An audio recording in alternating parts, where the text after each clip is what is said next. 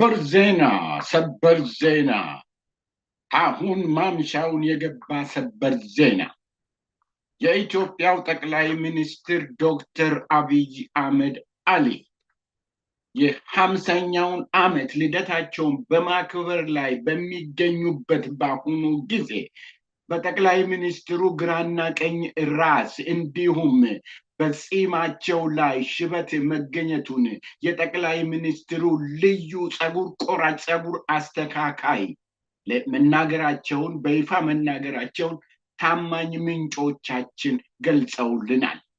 ተመልካቾቻችን ይህንን ዜና ኮፒ ሊንክ ሼር እንድታደርጉን ጠይቃችኋለን። ክቡራትና ክቡራን ሰላም ለእናንተ ይሁን በያላችሁበት። በዚህ በማህበራዊ ሚዲያ አውድ ላይ በየጊዜው ከምናያቸው ነገሮች መካከል አንዱ ከዚህ በላይ የተመለከታችሁት ቪዲዮ አይነት ነው።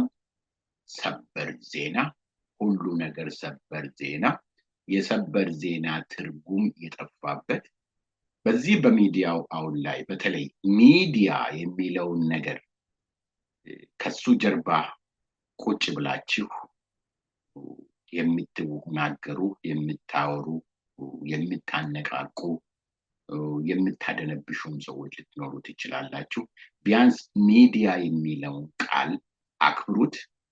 ለራሳችሁ እንኳን ምንም አይነት የሞራልም ሆነ የማህበራዊ ተጠያቂነት አለብኝ ብላችሁ ባታስቡ እንኳን ትንሽ ሚዲያ የምትለውን ቃል እንኳን አክብሩት ለማለት ነው። የጥሩ ጋዜጠኛ ወይም ዜና አቅራቢ ብቃት መለኪያ የሚያገኘውን ዜና ማጣራት ነው። ትክክለኛነቱን፣ እርግጠኛነቱን ማረጋገጥ፣ አቀራረቡን ሚዛናዊ ማድረግ ነው። በዜና አቀራረብ ውስጥ ስሜታዊነት ቦታ የለውም። አሁን ባለው የሶሻል ሚዲያ ሁኔታ ላይ ለአንዳንዱ ሰው እንጀራው ነው። ተቀባይ እስካገኘ ድረስ፣ አድናቂ እስካገኘ ድረስ ተቀባዮቹ በሚፈልጉት መንገድ ይሰጣቸዋል። ገንዘብ ነው፣ ምናልባትም የኑሮ መደጎሚያ ነው። በእነዚህ ጉዳይ ውስጥ ገብቶ አንዳንድ መተቸትን የማያስደስታቸው ሰዎች ሊኖሩ ይችላሉ። ግን አያስደስታቸውም ተብሎ ልክ ያልሆነ ነገር ሲሰራ አይቶ ማለፍም ጥሩ አይደለም። ክቡራትና ክቡራን ከዚሁ ጋራ በማያያዝ በተለይ በዚህ በሶሻል ሚዲያ ላይ እየሰሩ ያሉ ወዳጆቻችን አሉ። የምናውቃቸው፣ የምናከብራቸው፣ በዚሁ በሚዲያውም ዓለም ውስጥ ደግሞ የረጅም ጊዜ ልምድ ያላቸው፣ ዋጋ የከፈሉ፣ በየትኛውም ማዕዘን ላይ ቆመው ዛሬ ባለው የፖለቲካ ክፍፍል በየትኛውም ጎራ ላይ ቆመው ይዘግቡ፣ ይናገሩ፣ ግን የምናከብራቸው ሰዎች አሉ። ለነዚህ ሰዎች ወዳጆቻችን ደግሞ አንዳንድ ነገሮችን መናገር፣ መስተካከል አለባቸው የምንላቸውን ነገሮች ደግሞ መናገር ግዴታ እንዳለብን እናምናለን። ከአክብሮት ጋር በሚዲያ ላይ አስተያየትን መስጠት፣ በግል አስተያየት የሌላውን ሰው አስተያየት መተቸት ያለ ነገር ነው። ምናልባትም እንደ ጋዜጠኛ እንኳን ባይሆን እንደ ግለሰብ ወጥቶ መተቸት ይቻል ይሆናል።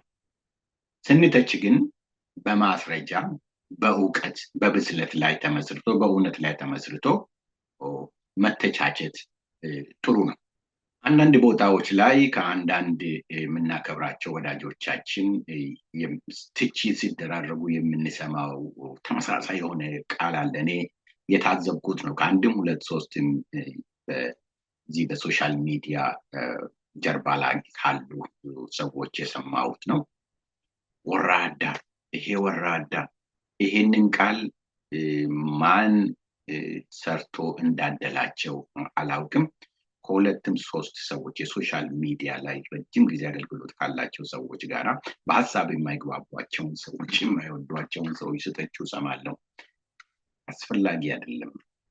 ሌላውን በተሳደብን ቁጥር የራሳችንን ክብር እየቀነስን ነው የምንሄደው እና በተቻለ መጠን በሀሳብ ላይ ብናተኩር፣ ስም ማጠልሸት፣ በተለይ ካራክተር አሳሲኔሽን የሚባለው ጉዳይ ላይ ባንሄድ የምንጠላላ ሰዎች አይደለም፣ ጠላቶች አይደለም። የሀሳብ ልዩነት ነው መካከላችን ያለው።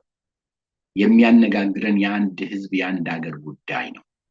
መሰዳደብ ለማንም መፍትሄ አይሆንም እና በተለይ አሁንም ከሚዲያው ጀርባ ያለን ሰዎች ከእንደነዚህ አይነት ነገሮች ራሳችንን ብንቆጥብ ወንድማዊም ሙያዊ ምክር ነው። ሌላውና ትልቁ የዚህ ሀሳብ መነሻ የሆነን ጉዳይ እንዳለመታደል ሆኖ እርግማንም ሆኖ በዛች ሀገር ውስጥ በአሁኑ ጊዜ መገዳደል በሰፊው ይታያል። በተለያየ አቅጣጫ ውጊያዎች አሉ። እዛ ላይ የሚሞቱ ወገኖች አሉ። የሚሞት ሲኖር የሚገልም ወገን አለ። እነዚህን ዜናዎች ስንዘግብ በተለይ አሁን በትግራይ ውስጥ ባለው ጉዳይ ላይ አንዳንድ የምሰማቸው ዜናዎች ከላይ እንዳልኩት በጣም ከማከብራቸው የግል ሚዲያ ላይ ከሚሰሩ ሰዎች የሚሰማው ነገር ያሳዝነኛል። ተጨፈጨፈ፣ እዚህ ቦታ ላይ ያሉ እንደዚህ ሲያደርጉ ተረፈረፉ የሚባሉ አባባሎችን እንሰማለን። ማን ነው እየተጨፈጨፈ ያለው? እኛውም ነን። ደግሞ በተለይ አሁንም እንደ ምሳሌ የትግራይን ጉዳይ እንውሰድና የትግራይ እናቶች ልጆቻቸውን በግዴታ ተነጥቀው ልጆቻቸው እያለቁባቸው ነው እያልን እናዝንላቸዋለን። መልሰንን ደግሞ እነዛ ልጆች ሲመቱና ሲሞቱ ተጨፈጨፉ፣ ተረፈረፉ። የዛችንን አልቃሻ እናት የምታለቅሰውን እናት ልጅ እኮ ነው ተጨፈጨፈ፣ ተረፈረፈ ብለን በመሞቱ በመጨፍጨፉ ስሜታችንን በደስታ የምንገልጸው። ተጨፍጫፊ ተረፍራፊ መኖሩን ስንናገር ጨፍጫፊ ረፍራፊ መኖሩንም መናገር ሁላችንን አንርሳ። ጨፍጫፊውም ተጨፍጫፊውም የአንድ ሀገር ልጆች ናቸው። የአንድ እናት ልጆች ናቸው። የእህትማማች ልጆች ናቸው። ይሄንን የአንዱን መሞት የሌላኛውን መግደል እንደ ደስታ መውሰድ፣ ዜና ማድረግ አስፈላጊ አይመስለኝም። በተቻላችሁ መጠን ወዳጆች፣ ሚዲያው ላይ ያላችሁ ወዳጆች በዚህ በውጊያ ውስጥ በተለይ በሚደረገው መገዳደል መተላለቅ ጉዳይ ጋር በተያያዘ የምንናገርበትን ቋንቋ፣ ወሬውን ኢንፎርሜሽኑን የምናቀርብበትን ቋንቋ ብንመርጥና ብናለዝብ። ምናልባት አንዳንዶቹ እነዚህ የሀገራችን ጠላቶች ናቸው ቢጨፈጨፉ ግደሉ እንዲህ ብንላቸው ምን ልትሉ ትችላላችሁ። በእኔ ግምት ግን እነዚህ የሚሞቱት ልጆች ትግራይም ውስጥ ይሙት ኦሮሚያም ውስጥ ይሙት የዛች ሀገር ጠላቶች አይደለም፣ በኢትዮጵያ ጠላቶች አይደለም። ባለፈው አሁን በሸረሪና እና በሌሎችም አካባቢዎች የተማረኩትን ህፃናት ልጆች የትግራይ ልጆችን አይተናል። ተገዶ የሄዱትን ልጆች እነሱ ናቸው የኢትዮጵያ ጠላቶች። እነሱ ናቸው እኮ የሚሞቱት። እነሱን የመሳሰሉ ናቸው ሞተው ወድቀው ያለቁትና ምናልባት ከነዛ ልጆች ጀርባ ከነዛ ከተጨፈጨፉ ከተረፈረፉ ወጣቶች ጀርባ የኢትዮጵያ ጠላቶች እጅ ሊኖርበት ይችላል። የኢትዮጵያ ጠላቶች የሉም ማለት አይደለም። ግን እነዛ ልጆች ወንድሞቻችን ናቸው።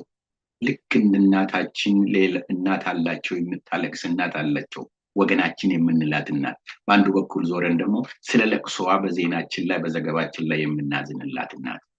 ስለዚህ ወዳጆቼ በሚዲያ ዙሪያ ያላችሁ ጋዜጠኞች ገሌ ሚዲያ ያ ሚዲያ የምንባባል ሰዎች በውጊያ ዘገባዎቻችን ላይ የምንጠቀመውን ቶን የምንጠቀመውን ቃል ብንመርጥ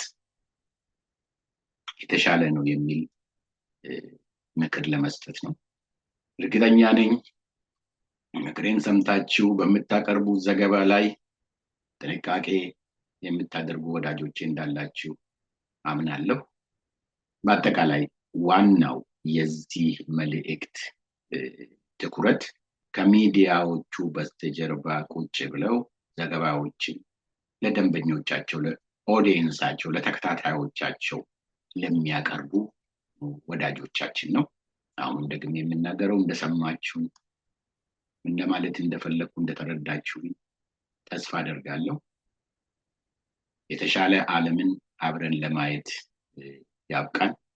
ሰላም ለሀገራችን፣ ሰላም ለህዝባችን፣ ሰላም ለሁላችን ይሁን።